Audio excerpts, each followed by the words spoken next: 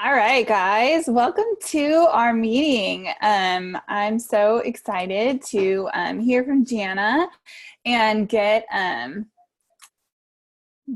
to see all of your lovely faces. So I wanted to share a few announcements with you guys, and so and then we'll get started. So let's see here. Our next meeting is May 14th. We only have 2 meetings left, which is really sad, but glad we get to still Zoom and do this.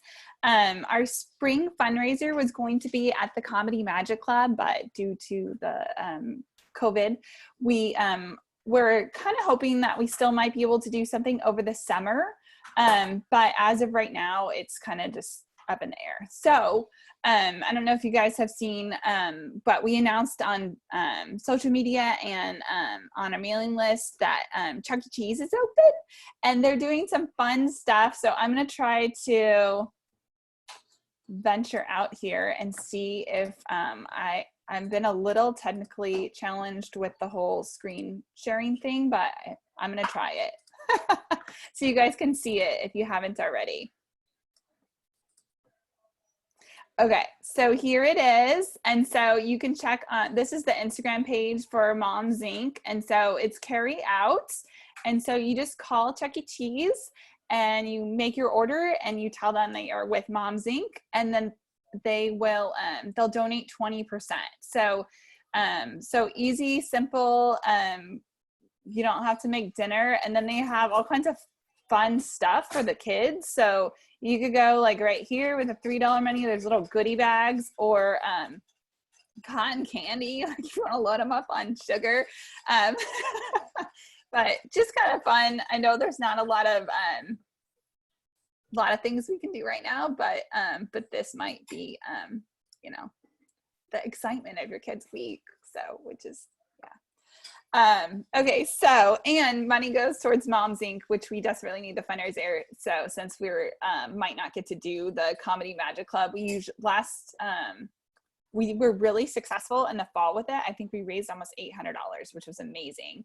But without any fundraiser, we're so go pick up some Chuck E. Cheese. It's tomorrow and Saturday. So usually we participate together with the Pregnancy Help Center and do the Walk for Life, but that has been changed to a virtual Walk for Life. So if that's something that you're interested in, I would encourage you to still, again, this is a fundraiser for the Pregnancy Help Center, and they're going to be short on funds if they don't raise the same amount of money. So I'd encourage you guys to do that, or if you're able to donate to them just directly. And then my last announcement is just about leadership and next year. And the last meeting I announced that excitedly Janna gets to be our coordinator for next year. And we're so excited to welcome her into that position. And so with that, though, there are some openings with steering, and it is typical that we keep those open until the end of our semester. And so that would be, I think it's May 28th is our last meeting. So we will be accepting applications, and then decisions are typically made after that. So if you are still interested, the openings that we do have, we are always welcoming new DGLs and mentor moms. And then also for steering, the DGL coordinator is open, the hospitality is open, and the service is open. So if you are interested and you have not submitted an application already, I would encourage you to submit an application. And then also if you have a first, a second, a third option, I would encourage you to fill out that part in particular. So thank you all for joining in. You have all been entered into a raffle, and Janna and Miriam are going to do that at the end. So just to make sure that we get all the participants that get a chance to log on, because I know as moms it gets a little hectic and trying to log on to all this technology and you're like, what the heck is going on? So we're going to give a space for that. and allow that. So hold on to the end if you want to see who can win that prize. So without further ado, I am so excited to introduce to you Janna, and she's going to be speaking to us on Miriam. So I will let you take over. Yeah, thank you. Well, this is interesting. Usually with when I speak, I get my adrenaline and my excitement takes over and I get very shaky, and I usually put a disclaimer, but I'm sitting down, I'm in my own home, so it's gonna be a little different. And it's fun to see that I'm in people's cars and your homes and your walks. So it's great to see your faces. My mom from Tennessee is here, but she's a black box. That's Christine. All right, well, I read about Miriam in a devotional. I'm pretty sure the day before Christy asked if I was interested in teaching. And after praying, I couldn't shake Miriam from my mind, and no one else popped in. And so here we are. And I appreciated the time to dive into her life. For the first half of my studying, I pictured her as the Sandra Bullock character from The King of Egypt. So I appreciated the time it took to really relate to her on a human level, and tried to imagine what it was like to live in her historical context and how it might have possibly felt to actually have the hand of God touch her in the way that he did. So we have some spatterings of verses about Miriam throughout the Old Testament, and they're always linked with, hi Abigail, they're always linked with Moses, because Miriam plays a supportive role to Moses' ultimate calling to deliver the people from Egypt. But we know she was a lot like us. She knew the Lord. She was a daughter, a sister, possibly a wife and a mother. She had hardships and triumphs and failures, just like all of us. So let me open up with some prayer, and we'll dive into what I've learned. God, I thank you for this time. I thank you that we're able to meet together in a unique way, and thank you that we get to be together. I pray that your word, oh God, would be such an encouragement for all of us, and that it would touch our hearts deeply, that it would renew our spirits, God.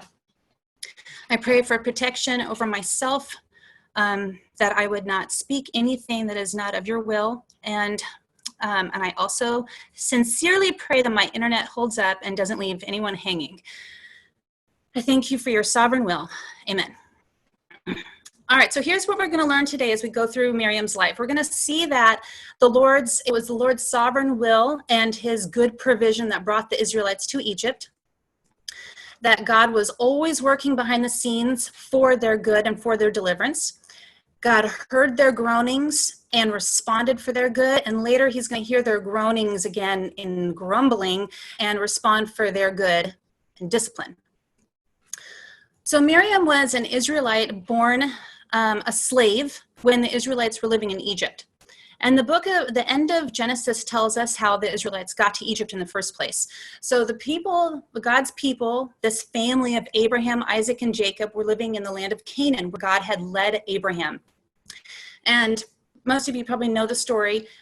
Jacob had those sons. One of them was betrayed by the others, sent off in slavery, and through hardships, like many hardships and years, he ended up in Egypt and second in command, and helped Pharaoh, through the Lord's guidance, bring the Egyptians through famine. And this famine was widespread over all the lands, including Canaan, where now God's people were being threatened. So they end up reconciled, surprisingly, to Joseph in Egypt.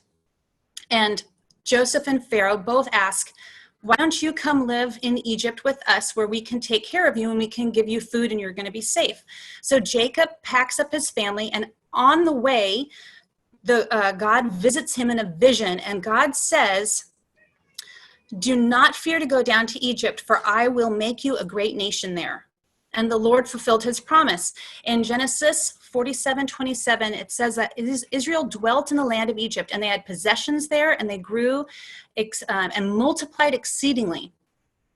At the end of the book, Joseph sums up all that he's been through to his brothers when they repent to him. And he said, that famous quote, you intended to harm me, but God intended it for good, to accomplish what is now being done, the saving of many lives. Well, years pass, years and years and years, and now we're in the book of Exodus. And Joseph and all that generation are dead. But the children of Israel, in Exodus 1:7, the children of Israel were fruitful and increased abundantly. They multiplied and grew exceedingly mighty, and the land was full of them. I read an interesting note on these verses that had the Israelites stayed in Canaan, where they were surrounded by pagan nations and pagan religions, it was almost impossible for them not to intermarry. And we've seen throughout the Bible where when they intermarry, they begin to worship those fake gods. In Egypt, the Egyptians were so racist that they already had an entrenched system of apartheid, and no one was going to be intermixing with Israelites. So it provided this unique womb for this nation, this clan, this large clan, to be birthed into this pure nation of Israelites. So that, all of that to say, my first point is God brought them to Egypt for a reason. And it wasn't God, anyone's disobedience that got them to Egypt, which later they become enslaved in. It was God's goodwill to save them from this famine and then to provide a safe place for this clan to become this mighty nation. Yes, they're going to become slaves. And in that hopeless opportunity, it's going to make a way for God to break bondage in such a miraculous, mighty way that it's going to lead them to worship him and bring them into a relationship with him where his presence actually lives with them. He's going to do it in a way that even the Egyptians are going to acknowledge him with fear and trembling. And that thread of thought has honestly, in the beginning, now I need some new encouragement, but in the beginning of this whole shutdown 7 weeks ago, this thought that the Lord orchestrated all these things for their good, which ultimately, I mean, they do end up in slavery. It was his provision and his sovereignty, which I know that Stephanie Banda spoke on sovereignty of it with Esther, that it was his authority that brought them to this hard place in the first place. That has comforted me. My family's been doing really well. Like my husband and I are still working. We were homeschooling before all of this happened. So this is not how we homeschool, let me tell you that. But we had the resources and a bit of the routine already set in place. But there have been days where it's been hard for me to sleep because of anxiousness of this unknown. I've been kind of snappy sometimes. I'm quarantined with a 16-year-old. Which she's a social butterfly, and now her social life consists of 5 other Saavedras and a computer. This has not been easy. Now, it's not quite the same as slavery, but it's a start. And it really has been very comforting to me. So, all right, so verse 8, back to Exodus, tells us there comes a new king over Egypt. And this king, it says, he did not know Joseph. Other translations say he did not care about Joseph. And this new king sees this constant multiplying of the Israelites as a threat that maybe they'll join with his enemies and maybe overthrow him. So his way to fix this is to enslave the people. He puts taskmasters over them, and they join in slave labor. But it constantly, like there's so many verses that say the more they were afflicted, the more they multiplied and grew. And I'm sure at this time, their hardship did not seem like God's ultimate provision or plan. Like, I wonder how many of them really thought, excuse me, that they were forgotten about, or maybe God brought them here for saving of the famine. That's great, but maybe he didn't think out all the possibilities, and now they're stuck. So still, the more their lives are made bitter, the more they continue to multiply, and they multiply to a point where Pharaoh reaches his limit, and he orders genocide, and he orders all of the baby boys to be thrown into the river. And Exodus 2:1 begins our story of Moses and our woman of the hour, Miriam. So I'm going to read from 1 to verse 10. Now, a man in the house of Levi, went and took as his wife a Levite woman. And the woman conceived and bore a son, and when she saw that he was a fine child, she hid him for 3 months. When she could no longer hide him, she took for him a basket made of bulrushes and daubed it with bitumen and pitch. She put the child in it and placed it among the reeds by the riverbank, and his sister stood at a distance to know what would be done to him. And there she is. She's about 10 to 12 years old. Now the daughter of Pharaoh came down to bathe at the river, while her young women were walked beside the river. And she saw the basket among the reeds and sent her servant woman, and she took it. When she opened it, she saw the child, and behold, the baby was crying. She took pity on him and said, "This is one of the Hebrews' children." Then his sister said to Pharaoh's daughter, "Shall I go and call you a nurse from the Hebrew women to nurse the child for you?" And Pharaoh's daughter said to her, "Go." So the girl went and called the child's mother. And Pharaoh's daughter said to her, "Take this child away and nurse him for me, and I will give you your wages." So the woman took the child and nursed him. When the child grew older, she brought him to Pharaoh's daughter, and he became her son. And she named him Moses, because I drew him out of the water. Well, notice here that there's parents, there's sibling, there are even authorities, and none of them are named except this baby Moses. And that's because the author doesn't want us to get muddled up in all these extra details right now. He set this narrative of cruelty, of darkness, no end in sight. And in this darkness, he wants you to turn all your attention to this little baby, Moses. And it doesn't say anywhere that they know that this is their deliverance. At this point, it's just a baby that they try to save, and through the Lord's goodness, he saves this particular baby, who we know will be their deliverance. At this point, it looks like for them, it's a baby boy. And that's point two. God was working even before we hear that he heard their groanings. He was working already behind the scenes for their deliverance. And I hope that really pierces our heart with hope that even now in our hardship, whatever that hardship is or will be or has been, God is working behind the scenes in a way that we can't even imagine, and a way that often we don't see until we're out of that hardship, when we can look back and see God's fingerprint all over our deliverance. All right, well, in the genealogies to come, we're going to see some of these missing details filled in. Exodus 6:20 tells us that the father is Amram, the mother is Jochebed, and two boys are mentioned, Aaron and Moses. Still nothing about Miriam. Numbers 26:59 tells us that Jochebed bore to Amram, Aaron, Moses, and their sister Miriam. When you're able to, if you go to 1 Chronicles 6, there's a genealogy of the Levites listed. And you know that the men represented the family, and they're the ones that are counted in all genealogies. Well, if you look at 1 Chronicles 6, verse 2, it says the sons of Kohath were Amram, and then they mention all the boys. The children of Amram were Aaron, Moses, and Miriam. And the sons of Aaron were, and they mention all the sons. And then if you just scan your eye over that whole chapter, you just continue to see all the men.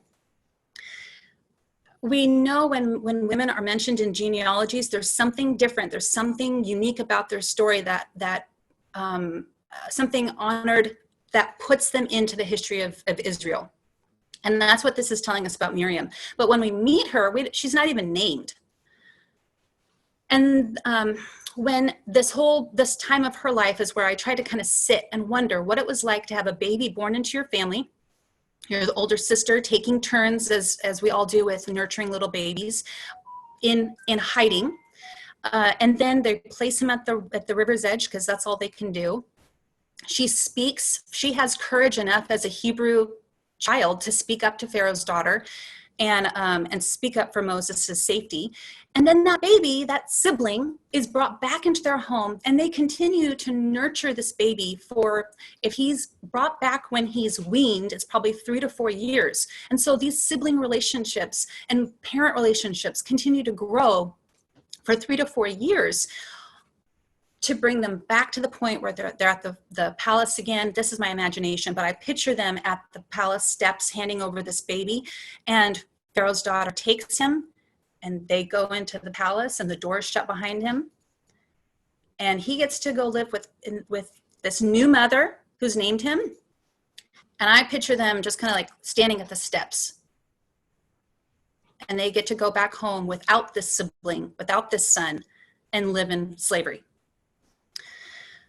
Well, that life continues for years. And then when Moses grows up, he ends up fleeing Egypt, and he settles in the land of Midian, and he gets married. Miriam and her family are once again left in slavery, and the years just march on. Exodus 2:23 says, "Now it happened in the process of time that the king of Egypt died. Then the children of Israel, Miriam included, groaned because of the bondage, and they cried out, and their cry came up to God because of the bondage. So God heard their groaning, and he remembered his covenant with Abraham, with Isaac, and with Jacob. And God looked upon the children of Israel, and God acknowledged them."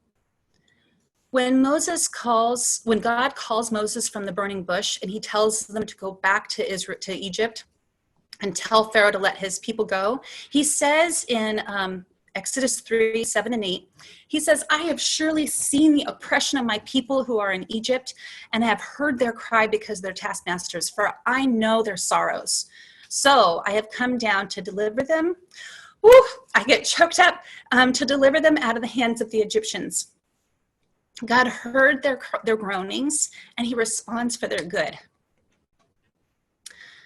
For those of you following our most recent sermon series called Blessed Assurance, some of that word groaning might pop up as familiar. As the Israelites groaned in their bondage, we've read in Romans 8:22 and 23 that even the whole creation is groaning together in the pains of childbirth until now. And not only creation, but we ourselves, for we have the first fruits of the Spirit, groan inwardly as we await eagerly for adoption as sons, the redemption of our bodies. So here in this burning bush is this blessed assurance, a God who hears our groanings, and then he responds to help us through that.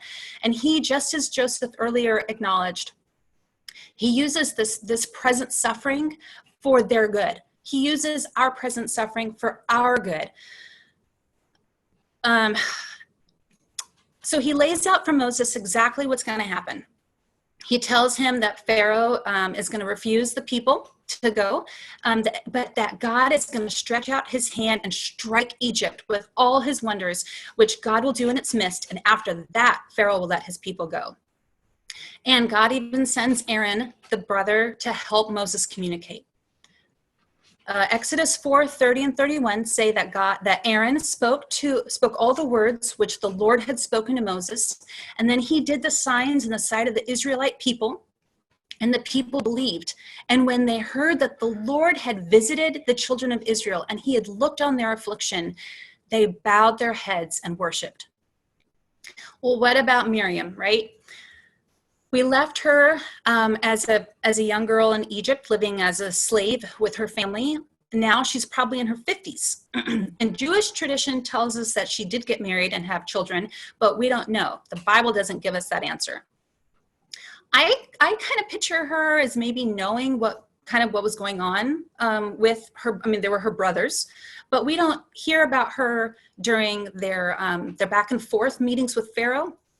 We don't hear about her during any of the plagues, and we don't even know where she was on that last plague where the people had to put the blood of the lamb and seal themselves with for safety as the Spirit of the Lord passed through and killed the firstborn of all of Egypt, minus those people with the covering.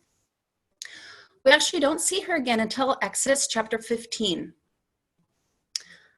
And just to review, so I don't leave people in the dust, Pharaoh finally at that point can't handle these troublesome people and their troublesome God anymore, and he lets them go. Well, they leave, and just like God promised, the people are acknowledge, okay, you have to leave now. I don't want your God anymore, and they push him out with possessions. Just get out. Well, later Pharaoh changes his mind, and he packs up the army and he runs after the Israelites, and they're stuck right between the Red Sea and the army. And that's when the Lord opens the Red Sea and he lets his people go through on dry land. And they end up on the other side in safety. Here come the Egyptians. And at that point, when the Egyptians are all in the Red Sea on the dry riverbed, he releases the waters and all of Egypt, the army, is drowned. If you go to Exodus 15, then you'll see how the people responded. There is this long song that's called the Song of Moses.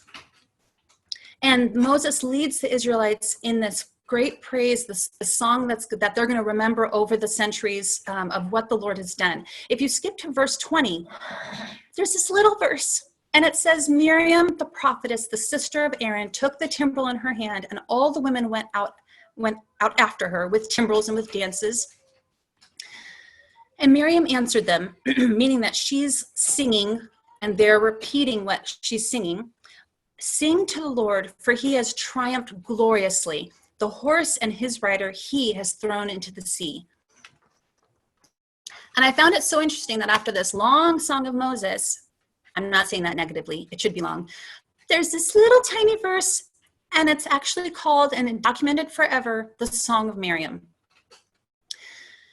There wasn't a lot about that title, prophetess, which I found interesting. One of the commentaries said that it didn't necessarily mean she was a prophet in the way that she could tell the future, or that that God used her in the sense that we think of prophets of the Old Testament, but more that this particular praise song was inspired by the Holy Spirit. Well, it says that day the Lord saved Israel from the hands of the Egyptians, and Israel saw the Egyptians lying dead on the shore. And when the Israelites saw the mighty hand of the Lord displayed against the Egyptians, they feared the Lord and put their trust in him and in Moses, his servant. Well, God brings people to the foot of Mount Sinai. He enters into a covenant relationship with them, and they say, yes and amen. We're going to do everything you tell us to do.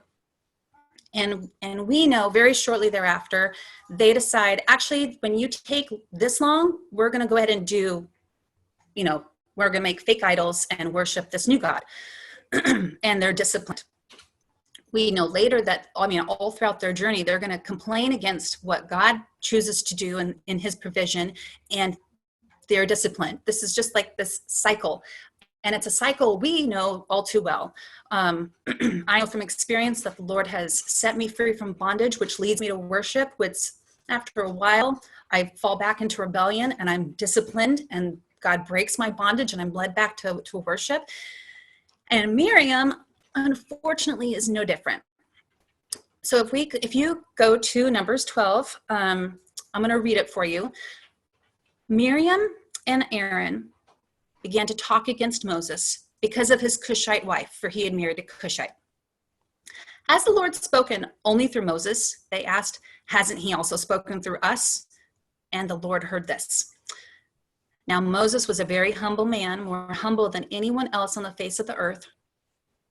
At once the Lord said to Moses, Aaron, and Miriam, come out to the tent of meeting, all three of you. So the three of them went out. God hears our groanings and he hears our grumblings, and he disciplines for their good, for our good. So whenever I hear these verses, when I was reading this in the very beginning, boy, did that hit me heavy. Like that's heavy. If my mom was not, if she was actually allowing her video right now, I'd have her wave at us. Back when I was dating my now husband, I did it for several months behind my parents' back, and they found out. I got a call at work once from my mom, and she never called me. And like in a voice of steel, sorry, Mom, in a voice of steel, she asked me, what time are you coming home? We need to talk. And she hung up. And I knew all the rest of that shift, I had been found out. And yep, I was. And it was a very bad night. That's what I remember when these people are called out by their creator and said, come here, we need to talk. Now, who knows? Maybe Miriam thought like, all right, Moses, let's go. Now you're going to get it. I mean, maybe she really is going to be terribly surprised. Miriam's name is listed here first, and the syntax of that original language shows us that she is the instigator of that complaint, and they're doing it in a public way. There's some ideas on why she was complaining about this wife. It might have been because he married outside of the Israelite race. It could be that he married a second wife. But we don't need to spend too much time on the wife. The issue wasn't the wife. The issue was Miriam's heart. All this time, Miriam had an important role of supporting her brother Moses in him leading the Israelites out. When she did that, she was in a good place, and she did good things, and she was used by God. When she steps out of that role and wonders in pride, like, who died and made you boss? God's spoken through me too. That's when she gets herself into trouble.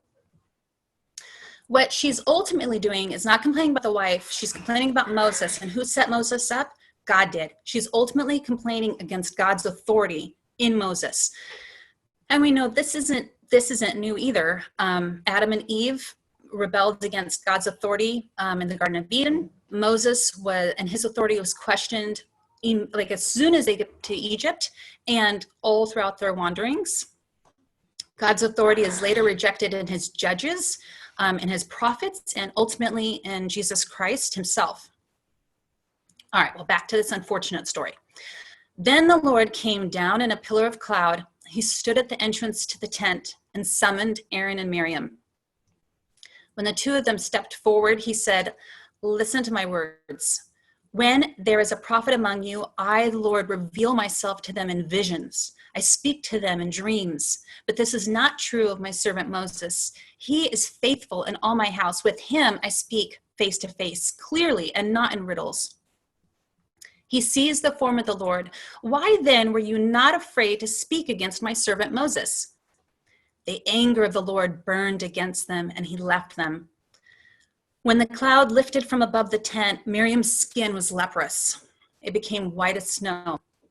Aaron turned toward her and saw that she had a defiling skin disease, and he said to Moses, "Please, my Lord, I ask you not to hold against us the sin we have so foolishly committed. Do not let her be like a stillborn infant coming from its mother's womb with its flesh half eaten away." So Moses cried out to the Lord, "Please, God, heal her."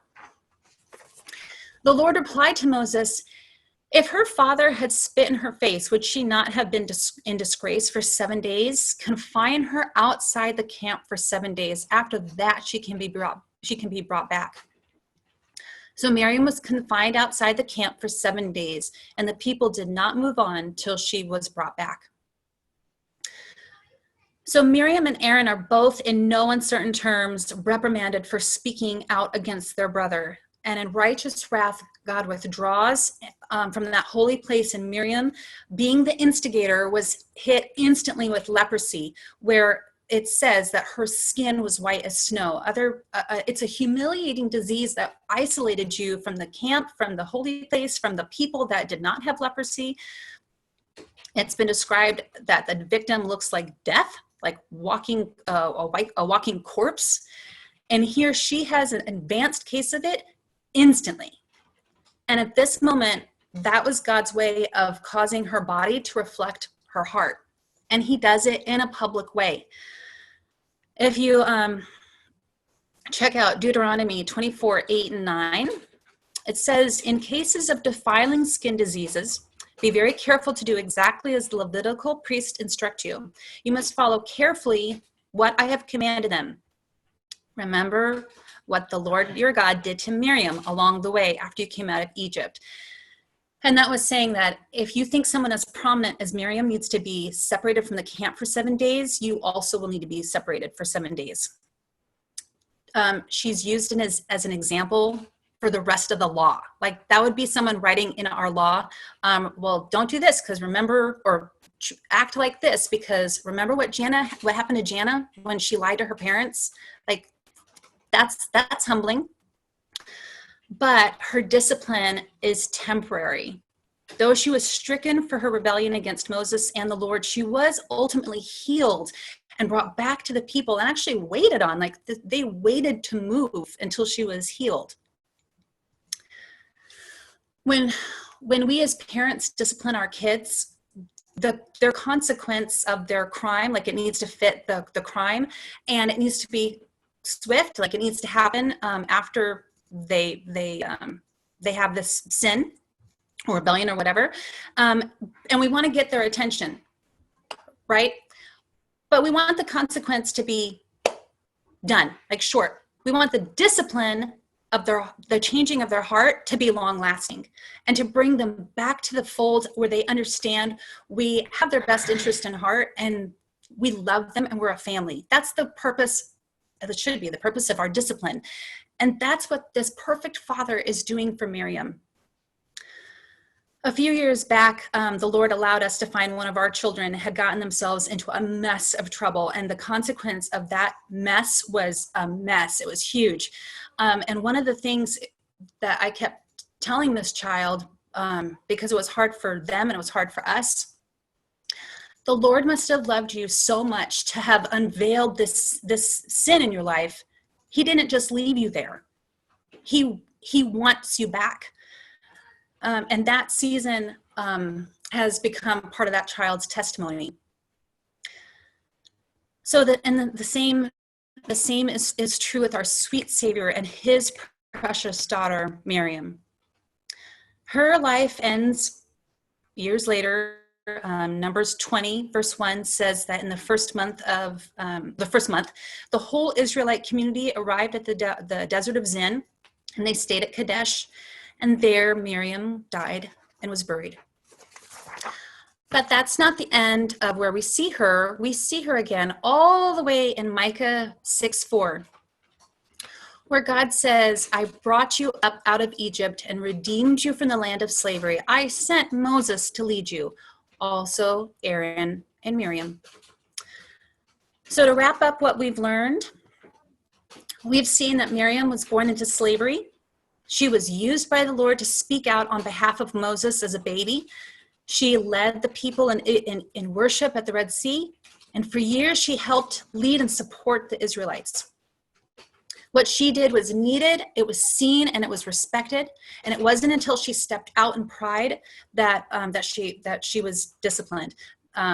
She lost sight of who it was that was in charge and who she was ultimately working for.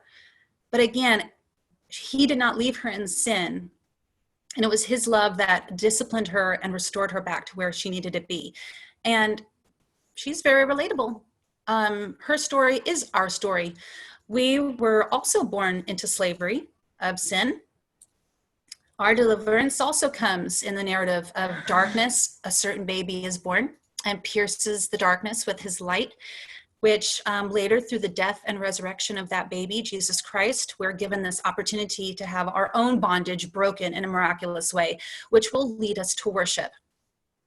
And eventually, through our relationship, the cycle of our relationship, we rebel, and the Lord does not leave you in your sin. He loves you, and he disciplines us to get us back to where we need to be and what we're doing with whatever God has called us to be and do.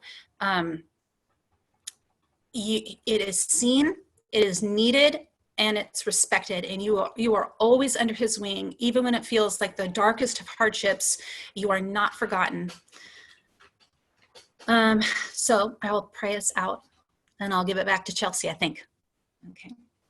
God, I thank you so much that you use people that lived thousands and thousands of years ago to show us a character of you that has never changed over all these centuries, that one day we'll be able to be in paradise, arm in arm with Miriam, and praising all perfectly face to face the Almighty God. Thank you for your love for us. And I pray that whatever has touched us, because you are faithful, that you would change the way that we live today, that you would change the way we see you, and that we would just fall in love with you more and more. Thank you for this Moms Inc. group, and I pray a blessing over them and all their mentor moms. Amen. Amen. Thank you so much. That was so encouraging, and got to learn some good stuff. Thank you. All right, so we get to do the raffle right now. So switch it to my gallery view so I can see where Dana and Miriam, which one who wants to announce today? I am announcing the All right. prizes, and Dana will announce the winner. So we have 2 raffles today. We have some hair products from my friend, some deep conditioning and like cute little hair ties and stuff like that she's donating to us, and a face mask, I think, and a gift card to Sidecar Donuts, which is a new donut and coffee shop here on the Rolling Hills Plaza. So. And the first winner of the hair care products is Sophia. Woohoo! Yay. And second for Sidecar is Miss Heidi Yao. Yay. Congrats, ladies. I will post on Facebook and we will get those to you when we can. Awesome. Thank you so much. That was an awesome meeting. So we will be, we recorded this, and I'll